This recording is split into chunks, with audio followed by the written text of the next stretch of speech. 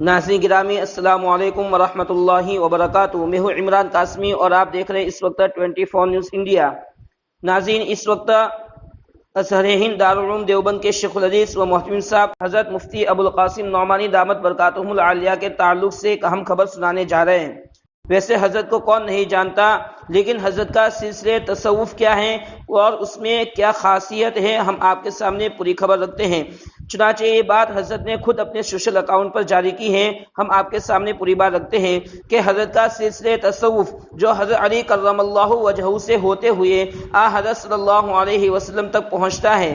اس سلسلے کی اہم خاصیتیں ہیں کہ تصوف کے چاروں سلسلے، سلسلہ قادریہ، سلسلہ چشتیہ، سلسلہ نقشبندیہ اور سلسلہ سہروردیہ، چاروں سلسلے اس میں آ کر ملتے ہیں۔ آپ اسکرین پر اس وقت فوٹو دیکھ سکتے ہیں جس میں پوری تفصیل موجود ہے۔